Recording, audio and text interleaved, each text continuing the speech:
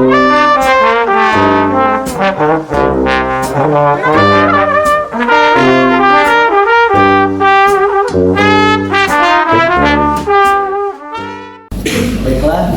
teman-teman, selamat siang teman-teman semua. Selamat siang. Di sini saya perwakilan dari kelompok 1, saya Joshua Brutu. Di sini mata kuliah Pendidikan Pancasila dengan judul Konsep dan Urgensi Pancasila dalam Unsur Sejarah Indonesia. Konsep dan urgensi Pancasila dalam unsur sejarah bangsa Indonesia. Pancasila pada hakikatnya adalah dasar filsafat suatu negara, karena pada Pancasila terdapat di dalamnya pada unsur-unsur filosofi terbentuknya suatu negara. Nah, pada konsep dan urgensi ini terdapat 3 periode, yaitu periode pengumpulan Pancasila, periode perumusan Pancasila, dan periode pengesahan Pancasila. Dari 3 periode ini itu ialah hasil dari sidang atau rapat BPUPKI dan hasil dari sidang atau rapat PPKI. Nah, setelah kita masuk ke konsep dan urgensi ini, kita masuk ke alasan mengapa diperlukannya Pancasila dalam kajian sejarah bangsa Indonesia. Dan ada beberapa alasan mengapa Pancasila itu diperlukan dalam sejarah kajian bangsa Indonesia, yaitu yang pertama, karena Pancasila sebagai identitas. Pancasila sebagai identitas ini, yaitu Pancasila sebagai identitas inkulturasi dan akulturasi. Inkulturasi ini ialah Pancasila menjadikan bangsa Indonesia itu beragam, sehingga bangsa Indonesia itu disebutkan dengan bangsa yang beraneka ragam. Dan Pancasila sebagai akulturasi ini ialah Pancasila yang hidup dalam pedoman agama hingga saat ini. Nah, yang kedua, Pancasila sebagai kepribadian. Yang dimaksud di sini ialah Pancasila menjadikan bangsa Indonesia memiliki kepribadian melalui sila yang ada dalam Pancasila, itu sila pertama hingga sila kelima. Dan yang ketiga, Pancasila sebagai pandangan hidup. Di sini Pancasila sebagai pandangan hidup ialah Pancasila dijadikan pedoman atau pandangan hidup bangsa atau rakyat Indonesia, sehingga rakyat Indonesia memulai hidup dari awal hingga akhir itu berpedoman pada sila pertama dan sampai sila kelima. Nah, yang keempat yaitu Pancasila sebagai jiwa bangsa Indonesia. Yang dimaksud di sini, Pancasila dan Indonesia itu lahir bersamaan, sehingga Pancasila itu sudah melekat dalam diri bangsa Indonesia dari sejak dulu, dari pertama kali dibentuk hingga saat ini. Dan yang terakhir ialah perjanjian luhur. Nah, setelah kita tahu apa saja alasan mengapa Pancasila ini dibutuhkan dalam kajian sejarah bangsa Indonesia, kita masuk ke perkembangan Pancasila dalam sejarah bangsa Indonesia. Nah, Pancasila ini ideologinya sebagai memiliki 5 sila atau 5 prinsip. Nah, beberapa ini saya akan memberikan, atau beberapa ini adalah beberapa perkembangan Pancasila dalam sejarah bangsa Indonesia. Yang pertama ialah pra kemerdekaan, yang kedua Sumpah Pemuda, yang ketiga perumusan Pancasila, yang keempat proklamasi kemerdekaan, yang kelima pertentangan dan konsolidasi, yang keenam reformasi, dan yang ketujuh penguatan demokrasi. Dari perkembangan ini terdapat tahap yang dimana bangsa Indonesia melakukan perlawanan atau pertentangan. Terdapat pada tahap yang pertentangan dan konsolidasi. Di sini bangsa Indonesia melakukan pertentangan atau perlawanan terhadap pemerintah Indonesia karena terdapatnya ideologi baru atau PKI yang sering kita dengar dengan Partai Komunis Indonesia. Dan setelah itu ada juga pada masa reformasi. Di sini rakyat Indonesia melakukan pertentangan ataupun demonstrasi secara besar-besaran sehingga menyebabkan penurunan jabatan Soeharto dan menjadikan bangsa Indonesia adalah era reformasi pada saat itu. Dari materi yang bisa saya sampaikan ini, saya mengambil kesimpulan bahwasanya pada sejarah bangsa Indonesia salah satu tantangannya itu adalah pada masa kemiliteran. Dan saya mengambil kasus yaitu GAM yang sering kita dengar, Gerakan Aceh Merdeka. Di GAM ini terbentuk pada 1976 yang diketuai oleh Hasan Ditirto.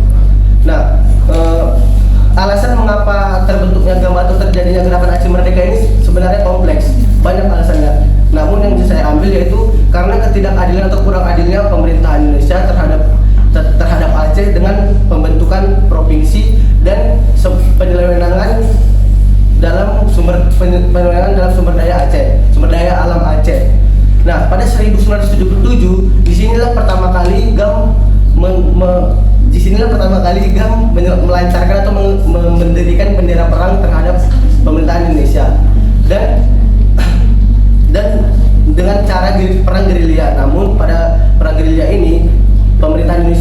berhasil meredam atau menetralisir gerakan dari Aceh Merdeka ini.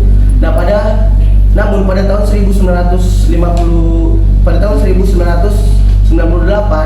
di sini gerakan Aceh Merdeka mendapat pasokan yang sangat banyak, pasokan pasukan yang sangat banyak dari Iran sebanyak 1.000. Selamat siang semuanya. Perkenalkan, nama saya Tabita terus dari perwakilan dari kelompok 1. Di sini saya akan menjelaskan kasus saya, yaitu pemberatan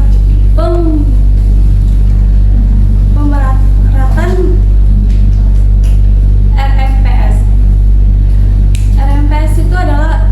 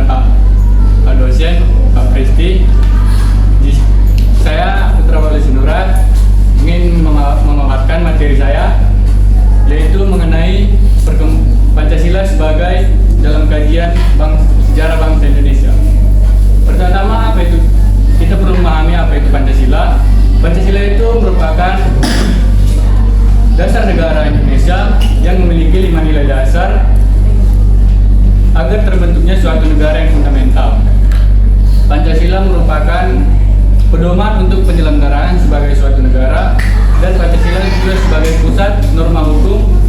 Jadi semua norma-norma dan aturan di Indonesia harus sesuai dan tidak boleh bertentangan dengan Pancasila.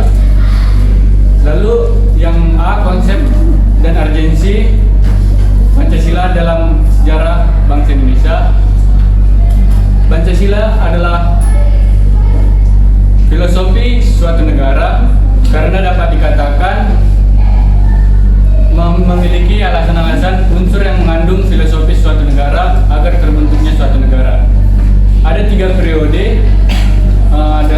dalam pengesahannya, yaitu periode pengumpulan Pancasila, di mana terbentuknya Pancasila pertama dibentuk dalam sidang BPUPKI, di mana sidangnya terlaksana pada tanggal 29 Mei sampai 1 Juni 1945.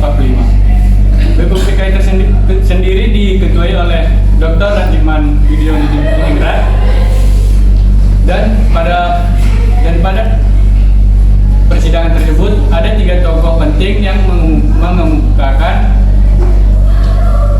usulan-usulan tentang Pancasila, yaitu Muhammad Yamin, Dr. Supomo, dan Insinyur Soekarno.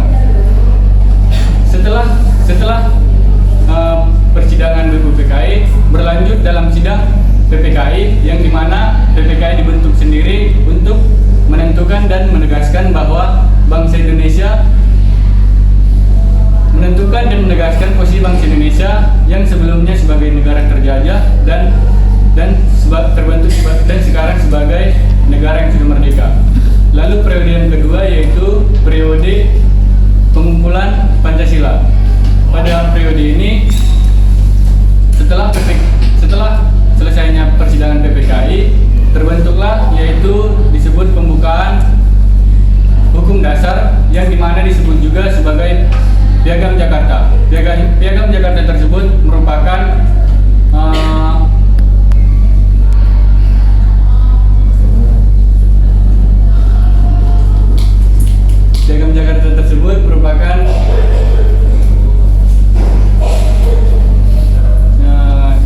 pusat dari norma. Lalu periode yang ketiga, periode pengesahan Pancasila. Dalam periode ini, dalam kekosongan Indonesia, karena pada saat itu Jepang terdesak oleh Amerika dan golongan-golongan muda memaksa dan menculik Insinyur Soekarno dan Muhammad Hatta untuk segera mengesahkan proklamasi kemerdekaan Indonesia, di mana naskah tersebut ditulis di rumah Laksamana Tadesi Maeka. Lalu yang kedua, kenapa Pancasila diperlukan dalam sejarah bangsa Indonesia, yaitu Pancasila disebut sebagai pandangan hidup bangsa Indonesia. Yang kedua, Pancasila dikatakan sebagai kepribadian bangsa Indonesia. Yang ketiga, Pancasila disebut juga sebagai pandangan hidup bangsa Indonesia. Yang keempat, Pancasila juga disebut sebagai jiwa luhur, jiwa bangsa. Dan kelima, Pancasila juga disebut sebagai perjanjian luhur. Lalu seperti yang kita ketahui bahwa dalam nilai Pancasila yang ketiga, yaitu tentang persatuan Indonesia, banyak masyarakat atau organisasi yang menentang Pancasila tersebut, sehingga saya mengangkat sebuah kasus, yaitu OPM atau Organisasi Papua Merdeka. Pada pemberontakan ini terjadi pada tahun mana yang dipimpin oleh Sersan Mayor Permanes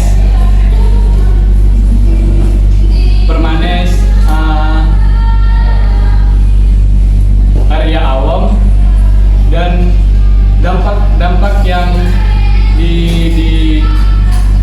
yang terjadi pada OPM, yaitu pada tanggal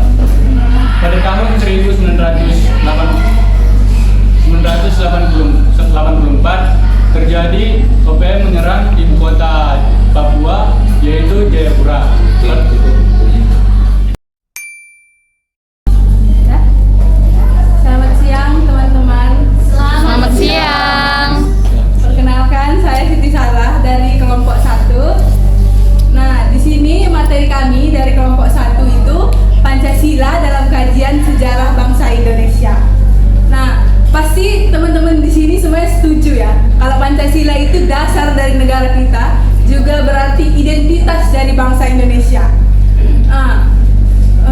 Pancasila ini juga yang menjadi identitas negara, dan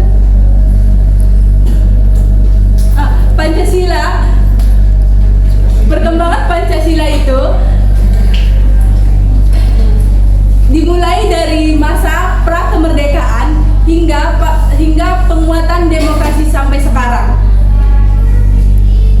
Penciptaan Pancasila itu sendiri tercipta dari awal, dari masa periode pengumpulan, periode perumusan Pancasila, lalu periode pengesahan Pancasila. Nah, pada masa perkembangan Pancasila ada masa di mana beberapa bangsa Indonesia menentang adanya persatuan Indonesia dengan diadakannya beberapa pemberontakan besar di Indonesia. Nah, kasus pertama yang akan saya angkat di situ adalah kasus kerusuhan Mei tahun 1998 yang menargetkan warga bangsa Indonesia keturunan Tionghoa. Di sini ada yang pernah mendengar tentang kerusuhan itu? Belum. Nah, kerusuhan ini terjadi pada tanggal 12 Mei 1998. Bukan hanya tanggal 12, tapi itu juga terjadi dari awal tanggal 4, tanggal 5, tanggal 12, tanggal 15, dan hampir 1 bulan di bulan Mei tahun 1998 itu.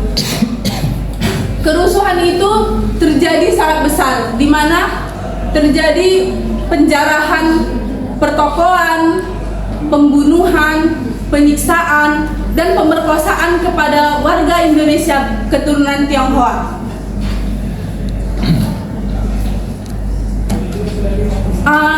Apakah kalian tahu bahwasanya awal dari kerusuhan itu terjadi di Sumatera Utara, tepatnya di Medan? Enggak. Enggak. Tepatnya di Medan, yang menjadi pemicu awal kerusuhan ini menyebar sampai ke seluruh Indonesia. Ribuan orang tewas dalam kerusuhan ini, ribuan pertokoan, rumah warga keturunan Tionghoa habis diserang oleh warga pribumi. Mendengar kerusuhan ini, para warga Indonesia keturunan Tionghoa beramai-ramai memasang tulisan di rumah dan pertokoan mereka dengan tulisan milik pribumi untuk menghindari toko dan rumah mereka dijarah dan diserang. Nah, setelah tahu kerusuhan tadi, sebenarnya apa sih yang melatar belakangi kerusuhan ini? Pada tahun 1997 sampai 1998 itu Indonesia sedang mengalami krisis ekonomi dan inflasi secara besar-besaran, di mana harga pokok melambung tinggi dan warga Indonesia yang putus sekolah semakin banyak.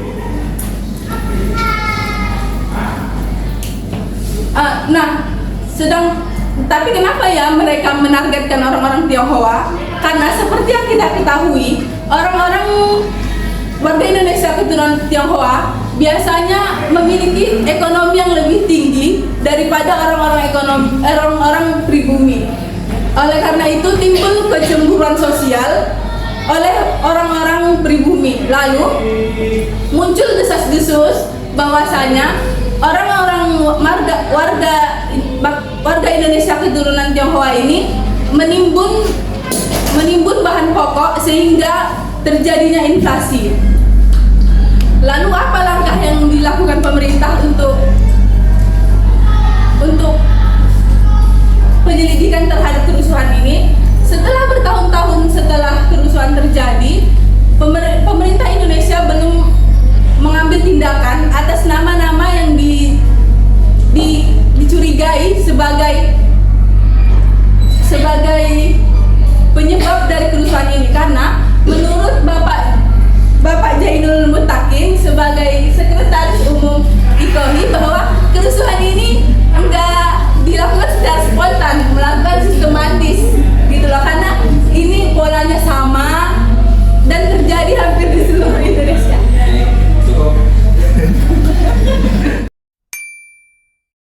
Assalamualaikum warahmatullahi wabarakatuh. Selamat siang semuanya.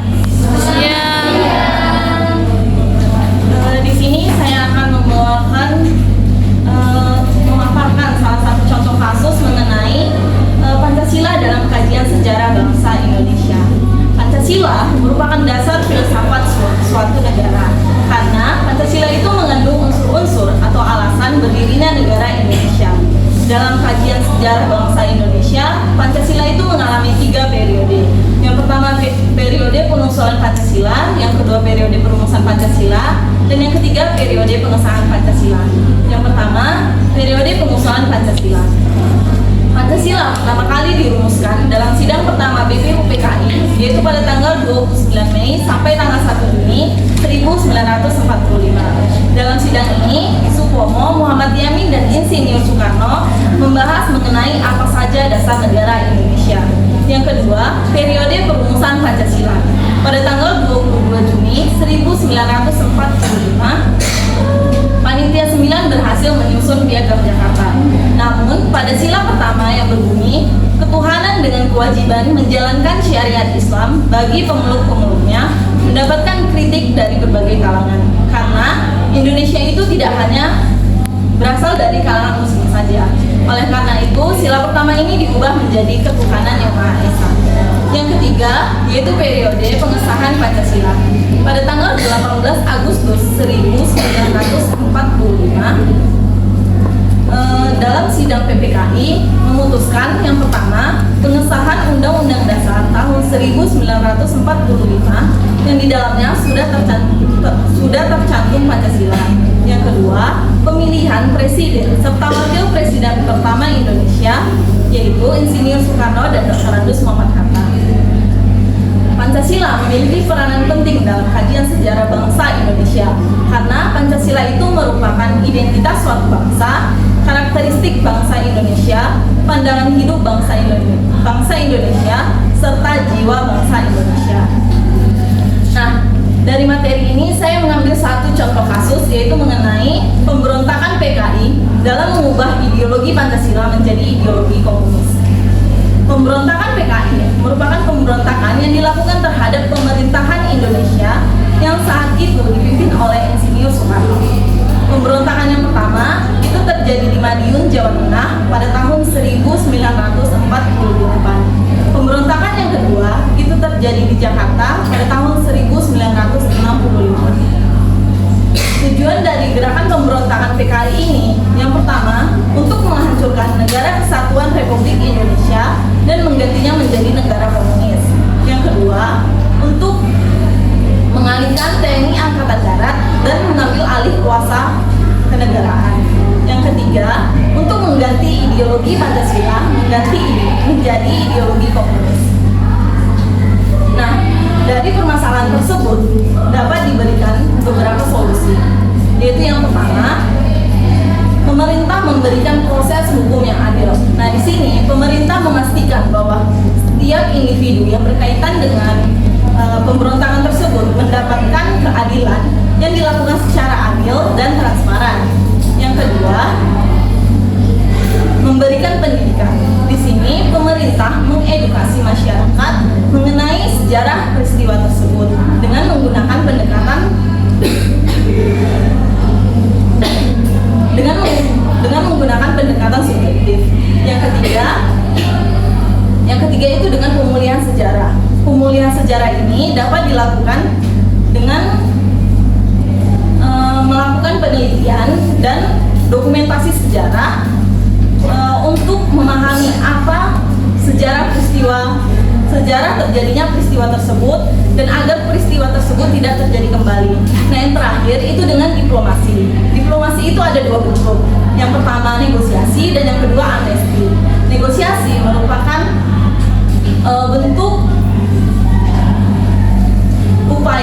bentuk upaya perundingan yang dilakukan pemerintah terhadap para pemberontak untuk mencapai satu kesepakatan bersama. Sedangkan amnesti adalah bentuk pengampunan yang diberikan pemerintah terhadap para pemberontak. Nah, apabila keempat solusi ini tidak dapat menyelesaikan permasalahan tersebut, maka pemerintah dengan terpaksa melakukan operasi militer. Solusi ini berkaitan dengan nilai-nilai